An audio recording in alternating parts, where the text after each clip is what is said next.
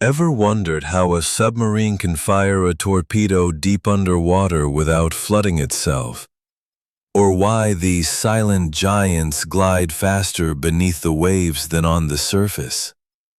Dive into the fascinating world of submarines, where cutting-edge engineering meets the mysteries of the deep sea. Since their invention, explosive torpedoes have been the cornerstone of submarine warfare, launched while the vessel remains submerged. This raises a question that's puzzled me for years. How does a submarine fire a torpedo without letting seawater flood inside? Submarine torpedo tubes are equipped with two hatches, one at the front and one at the rear. These hatches operate on a clever mechanism. They can both be closed at the same time, but never opened simultaneously.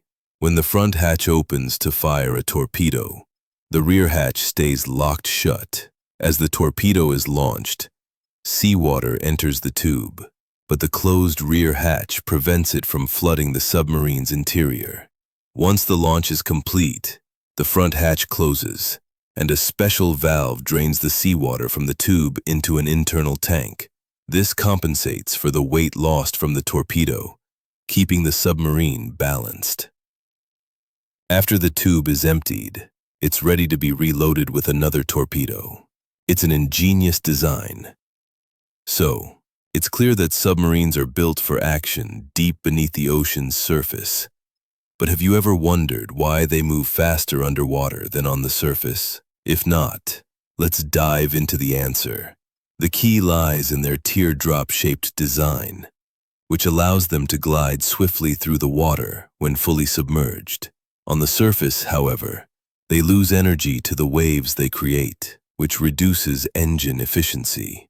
This explains why submarines are often slower on the surface compared to ships with bulbous or inverted bows. That said, not all submarines struggle on the surface.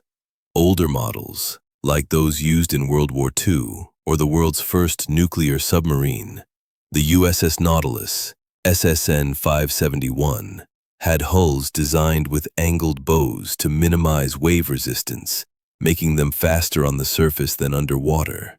Of course, these underwater beasts rely on highly skilled crews to operate smoothly. Submarine sailors are among the Navy's elite, trained to handle extreme conditions. But you might notice something.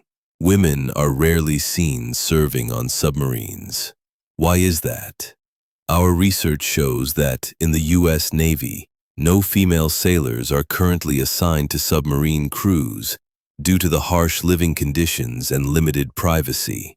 Women have only participated as civilian technicians, performing short-term equipment checks, or as Navy personnel attending brief two-day orientation courses. Regardless of gender, the demands on submarine crews are intense.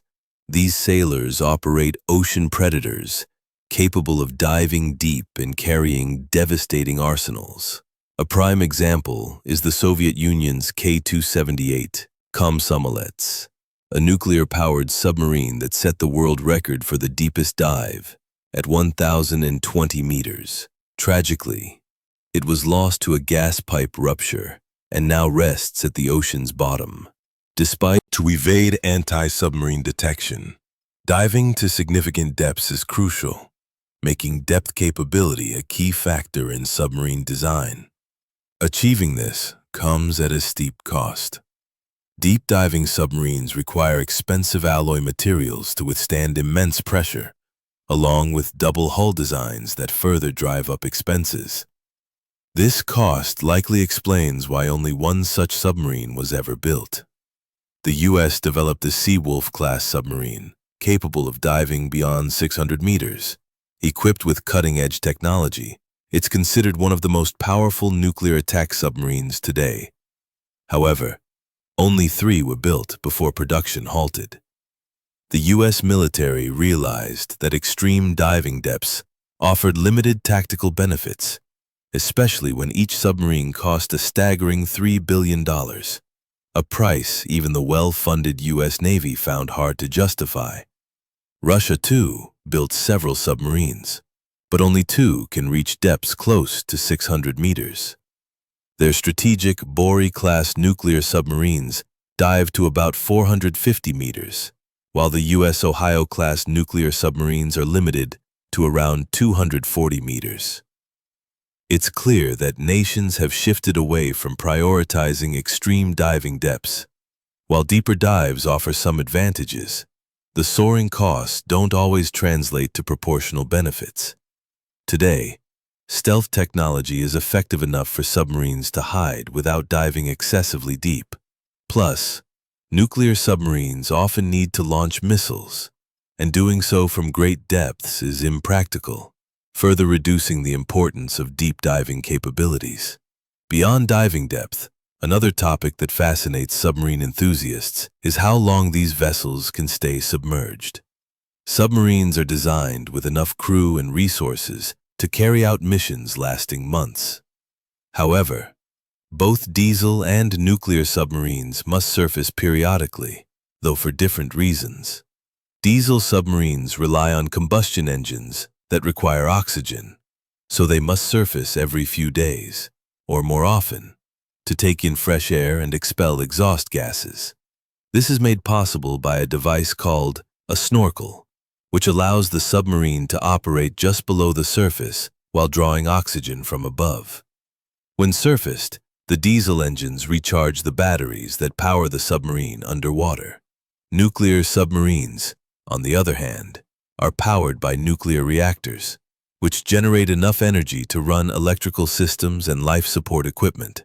Unlike diesel submarines, they can operate for days or even weeks without surfacing. Rest assured, these reactors can sustain a submarine for decades. Still, both types of submarines must surface occasionally to communicate with their bases, receive new orders, or transmit critical information, as underwater signals are less reliable. Surprisingly, the primary limit on a nuclear submarine's dive time isn't technology, it's food and supplies. Typically, they carry provisions since their debut in the late 19th century. Submarines have become indispensable to naval forces worldwide. For a long time, these ocean monsters were nearly impossible to counter, moving freely and striking enemy ships without fear of detection. Even when surfacing, spotting a submarine with the naked eye is challenging, especially in bright sunlight. The secret lies in their stealthy paint schemes. Designed for camouflage, black is the optimal color for blending into the ocean's depths. From the deck of a surface warship or any ordinary vessel, spotting objects on the water is relatively easy. Modern binoculars and telescopes allow navigators to see objects up to 70 kilometers away or more. Additionally, today's warships and destroyers are equipped with radar and sonar systems that can detect vessels at great distances. That's why a submarine's paint color is critical to its survival. Black or gray hues are ideal for blending into the surroundings, which is why submarines often surface at night when detection is hardest.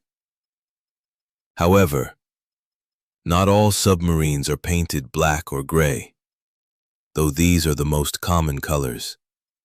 Some nations, like North Korea, paint their submarines green to match the specific hues of their operating waters.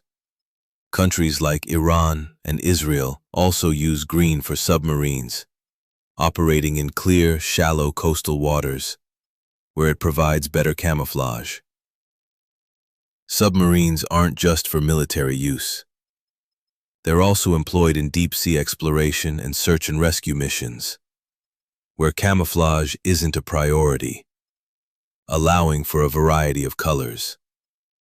In military applications, though, black remains the top choice due to the operational needs and the need to stay hidden from enemies.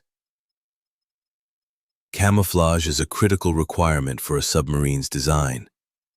That said, a dark paint job is just a small part of a submarine's stealth strategy, as nearly 99% of its operations occur underwater.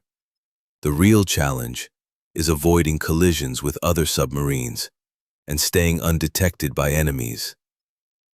At periscope depth, submarines use GPS to establish their position. When fully submerged, they rely on internal navigation systems that track course changes and measure speed to calculate their exact location. Navigators also compute the submarine's position based on its route, speed, depth, and ocean currents, cross-referencing this with onboard navigation data for accuracy. Submarines also use passive sonar to navigate, avoid friendly vessels, and detect enemies. Unlike the active sonar seen in movies, which emits a ping and listens for echoes, submarines rely on passive sonar, constantly listening for sounds. When they detect noises on specific frequencies, unique to early detection of such threats is critical. In shallow waters, submarines are more exposed, and raising a periscope can make them easier to spot. This journey has unraveled the seemingly simple, but rarely understood secrets of the ocean's silent predators. What other weapons spark your curiosity? Drop your questions in the comments below, and don't forget to like and share if you found this insightful. Until next time, stay curious and have a great day.